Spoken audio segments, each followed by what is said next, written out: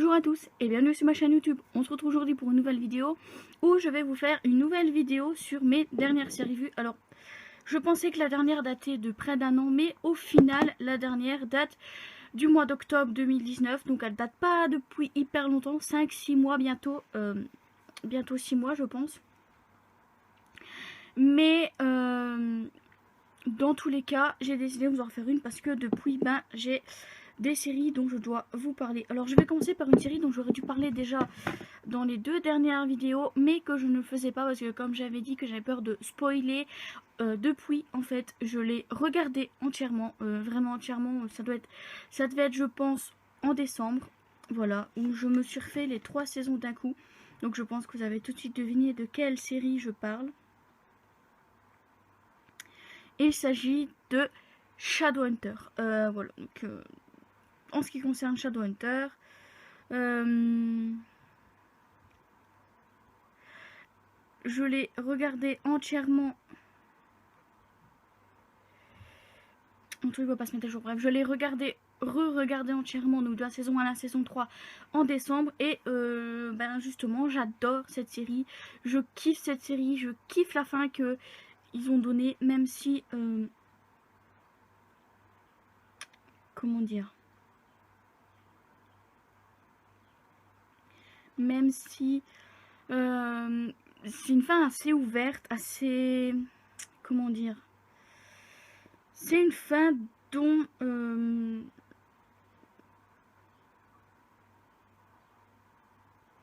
qui laisse à supposer une saison 4. Et moi c'est ça qui me frustrait la première fois que je l'ai regardé, mais maintenant ça va mieux, ça ne me frustre plus autant. Parce que je me dis que dans tous les cas, peut-être qu'un jour ils feront une saison 4, peut-être pas, peut-être qu'on n'en aura jamais, mais dans tous les cas, cette série est l'une de mes séries, est devenue l'une de mes séries préférées. Et je kiffe trop la regarder encore de temps en temps. Alors, vous vous doutez bien que ce que je préfère dans cette saison 3, c'est Malek. Ah, il y a aussi le Simon et Isabelle, parce que j'attends ce couple depuis la saison 1. Bref, voilà. Ensuite, on va passer sur deux séries assez jeunesse, mais vraiment très jeunesse en fait. Et en fait, c'est typiquement des séries qu'on regarde en amoureux. C'est un peu nos rituels du soir face au souper. Alors une dont j'aurais déjà dû parler dans les dernières vidéos parce que j'avais déjà regardé la saison 1 et la saison 2 à ce moment-là. Et là on a regardé la saison 3 qui est sortie en...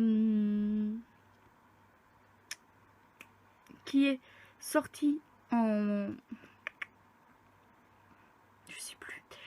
Là en mars, le 16. Voilà, donc il s'agit de Baby Boss Back in Business. Voilà, donc qui est une mini-série, non mais une série où chaque saison comporte une dizaine d'épisodes. Où en fait on va suivre Baby Boss. Donc Baby Boss, je vous renvoie au film du même nom qui est sorti en 2017.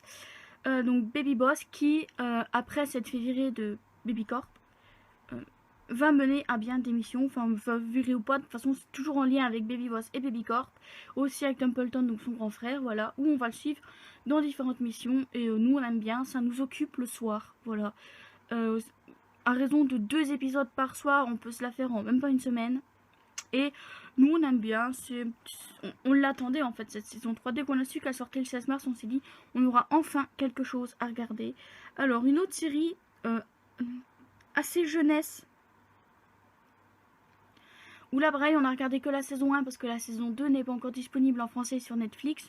Alors là je vous parle de deux séries dispo, donc Baby Boss Back in Business et la série dont je vais vous parler là sont toutes les deux dispo sur Netflix. Voilà, donc pas d'inquiétude. Et ensuite on a découvert en février la série jeunesse Pup Academy. Donc Pup Academy, dans cette série en fait on va suivre des chiots qui vont à l'académie des chiots pour apprendre à devenir des bons chiots. Donc il faut savoir que c'est des chiots uniquement qui ont des maîtres uniquement enfants. Tu peux pas avoir un maître adulte, il faut que tu aies un maître enfant. Voilà, donc il faut que tu appartiennes à un enfant en fait.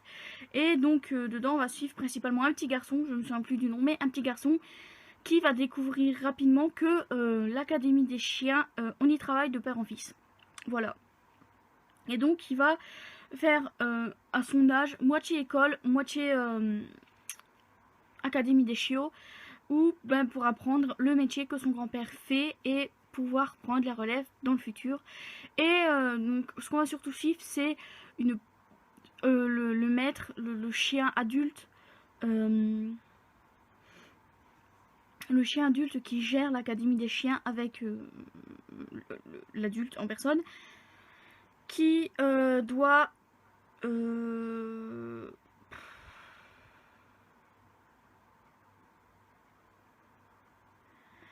comment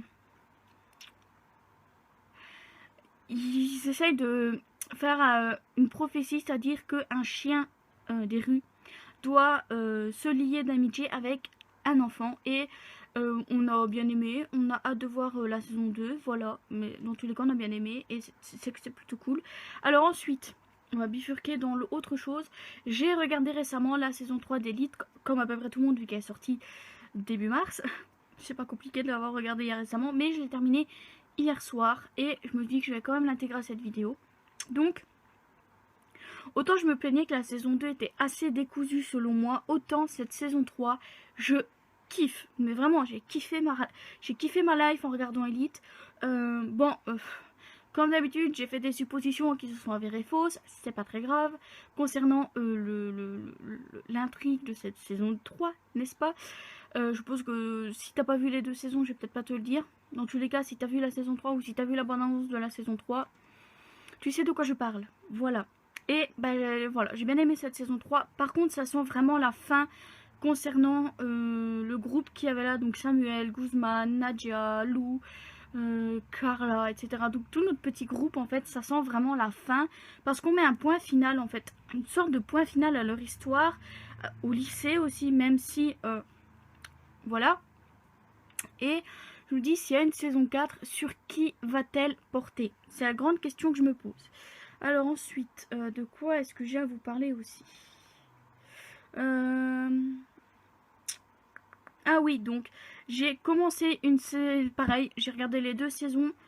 Non, le début de la saison 2, je pense. Là, ouais, toute la saison 1 et le début de la saison 2 en français quand ça passait sur TF1. Donc j'attends que la suite passe sur TF1. C'est pas compliqué. Il s'agit de New Amsterdam, donc qui est aussi encore une série médicale. Mais je kiffe de ouf les séries médicales. D'ailleurs, il faut que je commence Good Doctor. Ça serait bien. C'est ma mère en fait qui me l'a conseillé parce qu'en Belgique elle est passée sur une chaîne avant qu'elle passe sur TF1 et ma mère me dit je te la conseille, elle est bien. Et effectivement je kiffe. On va suivre donc je sais plus comment il s'appelle, MDR, la meuf MDR, je sais plus comment il s'appelle.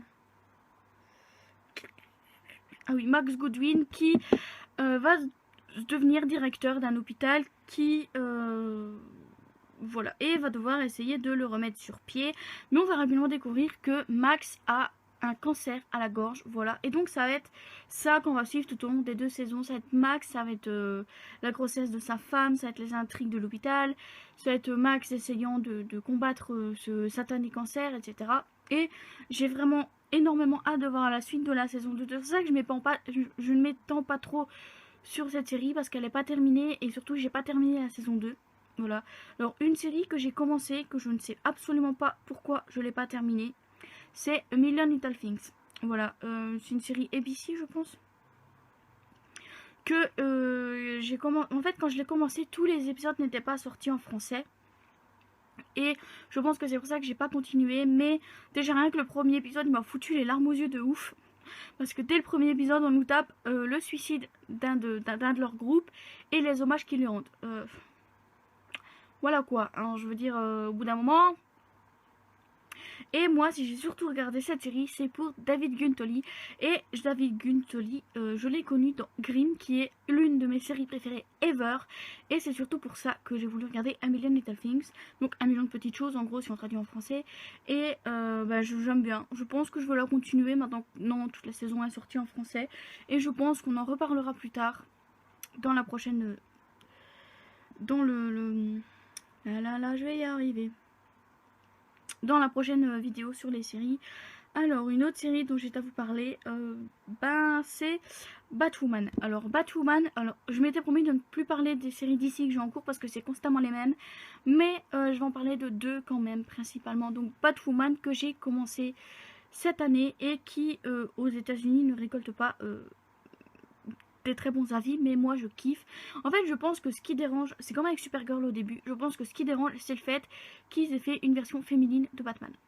Supergirl, ça dérangeait parce que c'était une version féminine de Superman et au final tout le monde a kiffé et moi je kiffe Batwoman. C'est pas forcément parce qu'elle est jouée par Ruby Rose, hein, c'est pas forcément, c'est juste que je kiffe Batwoman, voilà, je kiffe comment elle est, je kiffe son caractère, je kiffe ce qu'ils ont fait d'elle dans la série et j'ai trop hâte de voir ce que va donner. Alors, je vous explique, donc pour Batwoman, on va suivre donc Kate Kane, ouais, c'est bizarre, mais Kate Kane, qui pendant son adolescence va avoir un accident de voiture avec sa mère et va perdre sa soeur et sa mère dans l'accident de voiture et quelques années plus tard elle revient en fait de là où elle était partie, elle revient et va du coup endosser le rôle de Batwoman et donc voilà, ça va partir de là et ça va aller de révélation en révélation. Une autre série que j'ai regardée pareil au mois de décembre je pense, où là je me suis fait les 2 saisons d'un coup. Il s'agit de You. Je pense que j'ai pas besoin de vous expliquer de quoi parle You. J'ai entendu énormément de bien de cette série et je voulais moi-même me lancer dedans, mais je suis un peu la flemme au début, je dois avouer. Et donc en soi, j'ai bien aimé les 2 saisons de You et j'ai comment dire, hâte de voir la saison 3. Alors je sais pas du tout quand est-ce qu'elle est dispo vu que la saison 2 n'a été dispo qu'en décembre. Non, je pense que je l'ai regardé durant le mois de janvier. Ça devait être avant mon stage ou pendant mon stage. Je ne sais plus. Mais bref, j'ai regardé You et j'ai bien aimé. Alors, est-ce que je parle de ça? Je sais pas. Je vais déjà vous parler de séries qui sont pas sorties hyper récemment. Donc, je pense notamment à The Umbrella Academy. Ou pareil, ma mère me disait faut que tu regardes, c'est trop génial et tout. Et je me suis dit oui, mais j'ai déjà plein de séries à regarder moi. Et c'est vrai, j'ai énormément de séries à regarder. Bah, alors c'est hyper décousu, vous allez avoir des séries dans le total désordre, mais c'est pas grave. Donc j'ai regardé The Umbrella Academy et non, donc dans The Umbrella Academy, on va surtout suivre une famille de super-héros, on va dire, qui ont des pouvoirs suite à quelque chose qui s'est produit avant leur naissance. Ils ont été recueillis par une seule personne et dans cette famille, il en manque un qui a disparu du jour au lendemain. Et ils vont bien sûr le voir réapparaître en fait. Et il va dire qu'il vient du futur et qu'il est là pour empêcher une apocalypse. Carrément, une apocalypse, la fin du monde en fait, carrément. Et bien, ça plaît pas aux personnes pour qui il travaille. Et bah, sa famille se dit, mais quoi? Comment ça, une apocalypse? Bref, et j'ai beaucoup aimé et j'ai hâte de voir la saison 2. On n'a toujours pas de date de sortie pour la saison 2, mais bon. Alors, une autre série Netflix, donc, qui est Raising Diane, donc, avec Alisha Wainwright. Voilà, je pense que je l'avais pas encore regardée. Elle est sortie quand? Mais j'en ai pas parlé dans ma dernière vidéo, donc je l'avais pas encore regardée. Ou pareil, j'ai kiffé de ouf cette série. Dans cette série, donc, globalement, on va suivre un petit garçon qui va se découvrir des pouvoirs. Pareil, ça parle de pouvoirs, etc. Donc il va se découvrir des pouvoirs et qui, bah, de là, sa mère va devoir les cacher et surtout lui apprendre à les contrôler. Et on va découvrir aussi qu'il a perdu son père quelques années plus tôt. Voilà, dans une tempête, si je me souviens bien. Bref, et j'ai vraiment beaucoup aimé et j'ai hâte de voir la saison 2 qui, je le sais, le tournage avait commencé, mais je pense que là il est comme tous les autres tournages stoppé. Mais dans tous les cas, il s'était lancé. Alors, ben, je pense que pour les autres, j'en ai parlé. Non, il y en a une sur et certain, j'ai pas parlé. C'est donc la dernière de cette... non, peut-être pas la dernière. Non, peut-être pas la dernière en fait, parce que je vais vous parler donc de la saison 2 de Titan. Pareil, j'ai adoré la saison 2 de Titan. Qui change quand même assez de la saison 1 parce qu'elle est concentrée vraiment sur une seule personne et sur sa vie en fait, voilà. Mais j'ai vraiment beaucoup aimé et j'ai hâte de voir la saison 3. Je m'étends pas trop parce que c'est une saison 2, voilà.